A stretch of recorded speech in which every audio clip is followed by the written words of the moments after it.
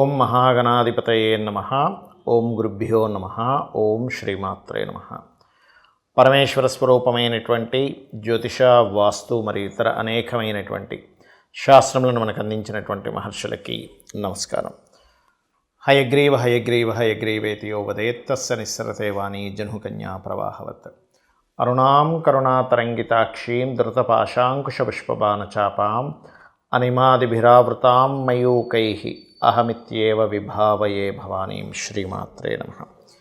ప్రేక్షకులకి ఆ లలితాంబిక అమ్మవారి యొక్క అనుగ్రహం పరిపూర్ణంగా కలగాలని మనస్ఫూర్తిగా కోరుకుంటూ మనం ఈరోజు చెప్పుకోబోయేటువంటి టాపిక్ ఏమిటి అంటే, సూర్య భగవానుడు మకర రాశిలోకి మకర సంక్రమణం అంటారు.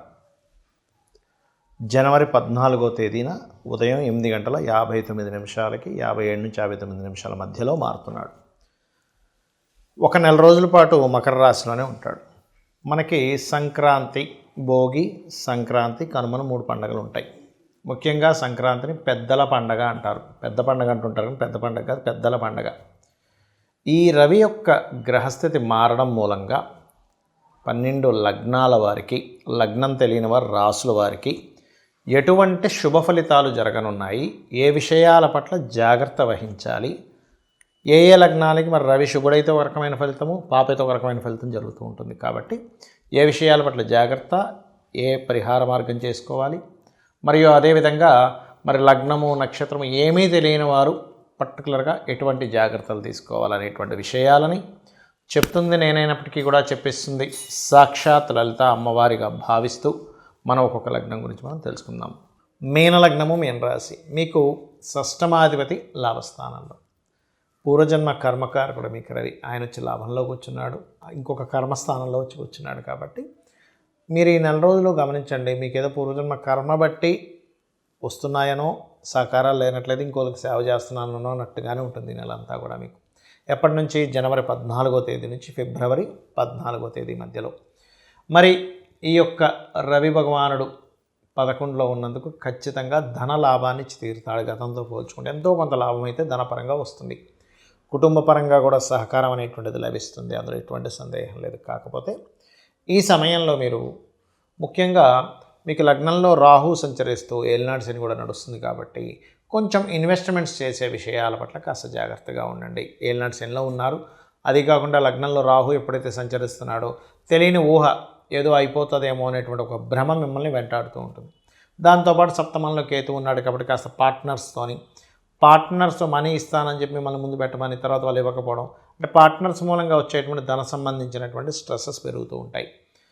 అదేవిధంగా ముఖ్యంగా జాగ్రత్త మీరు తీసుకోవాల్సినటువంటిది ఇన్సూరెన్సెస్ సంబంధించిన విషయంలో నెగ్లిజెన్సీ అసలు చేయకండి. ఇక్కడ ముఖ్యంగా చాలామంది పెద్ద పెద్ద ఫ్యాక్టరీస్, కంపెనీస్ పెడతారు, ప్రాపర్గా టైంకి ఇన్సూరెన్స్ కట్టరు. ఏదైనా ఒక చిన్న ప్రమాదం ఏర్పడినప్పుడు ఏమవుతుందంటే, అయ్యో ఇన్సూరెన్సెస్ కట్టుంటే ఇన్ని కోట్ల రూపాయలు నాకు సేవ్ అయ్యేవి కదా అని తర్వాత బాధపడుతూ ఉంటారు. కాబట్టి ముఖ్యంగా ఇన్సూరెన్సెస్ విషయాల్లోని, తాతగారి ఆస్తికి సంబంధించినటువంటి అంశాల్లోని, ల్యాబ్స్లో ఏదైనా రీసెర్చెస్ చేసేటప్పుడు, ఏదైనా ప్రయోగం చేసేటప్పుడు కాస్త జాగ్రత్తగా మీరు ఉండాలి. ఇక మీరు చేయవలసిన దేవతా ఆరాధన ఏమిటి? ముఖ్యంగా లగ్నంలో రాహు సంచారం జరుగుతుంది కాబట్టి రోజుకి కనీసం ఒక 15 నిమిషాలైనా ఓం దుమ్ దుర్గాయ నమః అనుకోండి. ఎందుకంటే దీనివల్ల మీకు ఇల్యూజను, ఇమాజినేషను ఏదో జరుగుతుందనేటువంటి భయము ఖచ్చితంగా పోతుంది. దీంతోపాటు రాజరాజేశ్వరి అమ్మవారి యొక్క ఆరాధన మీరు జీవితాంతం చేసుకుంటూ ఉండాలి. ఇప్పుడు ఉండేటువంటి ప్లానటరీ పొజిషన్స్ ఏలినాటి శని ఒకటి నడుస్తుంది కాబట్టి కాస్త నువ్వులు, అప్పుడప్పుడు తెల్ల నువ్వులు, కేజీంబావు తెల్ల నువ్వులు, బ్లూ కలర్ వస్త్రము శనివారాలు దానం ఇవ్వండి. దీంతోపాటు కాస్త మీరు బెల్లము గోవుకి తినిపించండి. మీకు దగ్గరలో ఏదైనా ఆలయం ఉన్నట్లయితే ఆ ఆలయంలో శనివారం నాడు నూనెని దీపారాధన కోసం వాడుకోమని మీరు భక్తి శ్రద్ధలతో ఇవ్వండి. అన్ని విధాలా బాగుంటుంది. సూర్యుడి యొక్క సంక్రమణం మకరంలో జరుగుతుంది కాబట్టి దీన్ని మనం మకర సంక్రమణము అంటున్నాం. అదే కుంభంలో అయితే కుంభ సంక్రమణము, మేషం అయితే మేషము, లేదా మీనం అయితే మీనం, ఇలా చెప్తూ ఉంటాం. అన్నిటికంటే ముఖ్యంగా మకర సంక్రమణం చాలా గొప్పది. ఎందుకు? ఆత్మకారకుడైనటువంటి సూర్య భగవానుడు మనకి కర్మస్థానాల్లో సంచరిస్తున్నాడు. దీనివల్ల దీన్ని పెద్దల పండగ అన్నారని మనం ఇందాక చెప్పుకున్నాం. ఈ పెద్దల పండగ రోజు మనం చేయవలసింది ఏమిటంటే, ఇంట్లో మనం పండగ వాతావరణంలో ప్రత్యేకంగా మన పెద్దలు ఎవరైతే ఉంటారో, తాతలు, ముత్తాతలు, ఒకవేళ తండ్రి గారు గతించినట్లయితే తండ్రి గారికి, లేదా తల్లి గారి స్వర్గస్థులైతే శివాక్యం చెందినట్లయితే వారికని, ఎవరైతే గతించిన వాళ్ళు ఉంటారో సింపుల్గా చెప్పాలంటే వారందరికీ కూడా వారి పేరు మీద తర్పణాలు వదలడము, వారి పేరు మీద స్వయంపాకం ఇవ్వడము, వారి పేరు మీద బట్టల్ని పెడతారు. అంటే వాళ్ళకి చెందుతుంది ఖచ్చితంగా, అందులో ఎటువంటి సందేహం లేదు. దీంతోపాటు ఈ స్వయంపాకం ఇచ్చేటువంటి క్రమంలో ఒక్కొక్క వ్యక్తికి ఒక్కొక్క సమస్య ఉంటుంది. ఎప్పుడు అంటే జీవితాంతం వేధించే ఒక సమస్య ఉంటుంది. ఆ సమస్యకి స్వయంపాకంతో పాటు సంబంధించినటువంటి పదార్థం దానం కనుక ఇచ్చినట్లయితే ఆ సమస్య ఖచ్చితంగా తీరిపోతుంది. అదేంటో చెప్తాను ఇప్పుడు నేను మీకు. ఉదాహరణకి కొంతమందికి చూడండి, చేసేటువంటి ఉద్యోగంలో పేరు ప్రఖ్యాతలు రాకుండా, ప్రమోషన్స్ లేకుండా ఇబ్బంది పడుతూ ఉంటారు. అటువంటి వారు ఖచ్చితంగా నువ్వులు, వీలైతే గోధుమలు అయితే ఇంకా అల్టిమేట్, గోధుమలు దానంగా ఇవ్వాలి. లేదండి కొంచెం ఉద్యోగం కోసం కూడా నాకు కొంత ఇబ్బంది ఉంది అని అనుకున్న వారు నువ్వులు గోధుమలు కలిపిస్తే చాలా మంచిది. స్వయంపాకం ఇచ్చే రోజు చెప్తున్నాను నేను మీకు. ఇది ప్రతి అమావాస్యకి చేయొచ్చు మీరు, లేదా ప్రతిసారి ఈ సంక్రమణం జరిగేటప్పుడు చేస్తే కూడా అద్భుతమైన ఫలితాలు వస్తాయి. మనకి క్యాలెండర్లో కనుక చూసుకున్నా మనకి యాప్స్లో కూడా దొరుకుతుంది. ఎప్పుడు మారుతున్నాడు సూర్యభగవానుడు అంటే అందులో చూపించేస్తుంది, నెట్లో కూడా దొరుకుతుంది మనకి ఇన్ఫర్మేషన్. ఈసారి మాత్రం మనకి 14 జనవరి ఉదయం 8:57 నుంచి 59 మధ్యలో మారుతున్నాడు ఆయన. ఇక కొంతమందికి మానసిక స్ట్రెస్ ఉంటుంది జీవితాంతం, ప్రతి చిన్న విషయాలకు కూడా స్ట్రెస్ అయిపోతూనే ఉంటారు. అటువంటి వారు చక్కగా గోశాలకు వెళ్ళి గోవులకి బియ్యం పిండి తినిపించడము. ఇందాక నేను చెప్పినట్టుగా గోధుమల ప్లేస్లో గోధుమ రవ్వ కూడా గోవుకు తినిపించవచ్చు, ఇది ప్రమోషన్స్కి. అలాగే మానసిక స్ట్రెస్ ఎక్కువ పడుతున్నా కాస్త మీరు బియ్యము దానంగా కనుక ఇచ్చినట్లయితే స్వయంపాకంతో పాటు అద్భుతంగా ఉంటుంది. మరికొంతమందికి ప్రతిదీ గొడవలు అవుతుంటాయండి. అది భూ వివాదాలు కావచ్చు, అన్నదమ్ముల మధ్యన గొడవలు కావచ్చు, భార్యాభర్తలతో గొడవలు కావచ్చు, ఎక్కువ అవుతున్నాయంటే మీరు అప్పుడు చేయవలసింది, మీరు కందులు అంటారు, కందులు 1 కేజీ-1/2, కందిపప్పు వేరు కందులు వేరు, 3 కందులు 1 కేజీ-1/2 తీసుకుని ఎరుపు రంగు వస్త్రంతో సహా మీరు స్వయంపాకం ఇచ్చేసినట్లయితే ఖచ్చితంగా మీకు ఆ యొక్క గొడవలకు సంబంధించిన దోషం అనేటువంటిది పోతుంది. అదేవిధంగా పెసలు,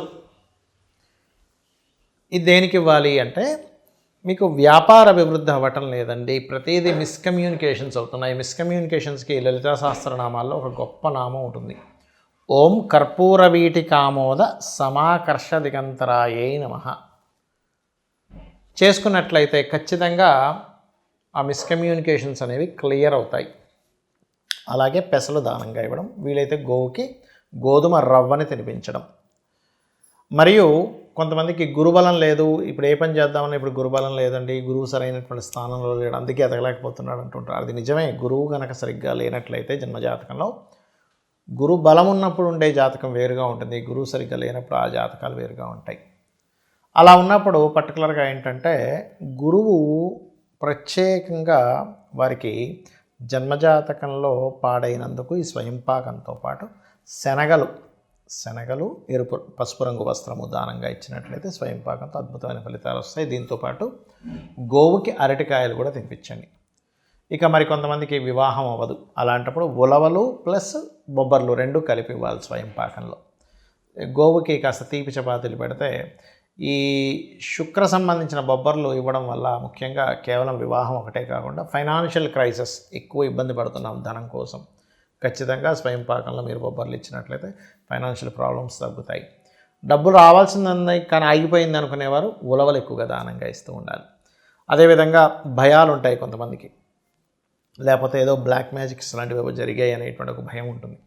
ఇటువంటివి కూడా మన పూర్వీకుల్ని మన పెద్దల్ని కనుక తలుచుకున్నట్లయితే అటువంటి వాటిని కూడా వాళ్ళు పంపించగలుగుతారు బయటికి, ఏదైనా నెగిటివ్ ఎనర్జీ మిమ్మల్ని పట్టుకొని ఇబ్బంది పెడుతున్నట్లయితే, ఎందుకంటే వాళ్ళకున్న శక్తి అటువంటిది. కాబట్టి మీరు బొబ్బర్లు ఎలా అయితే ధనయోగం కోసం ఇవ్వమని చెప్పాను, అదేవిధంగా ఇటువంటి భయాలు, ఊహలు, అపోహలు, ఏదో తెలియని ఒక భయం వేస్తుంది అనుకునేటువంటి వారు ముఖ్యంగా మినుములు దానంగా ఇవ్వాలి పెద్దలకి. అలాగే కొన్నిసార్లు జాబ్ సంబంధించిన సమస్యలు ఉండేటువంటి వారు తెల్ల నువ్వులు దానంగా ఇవ్వడము.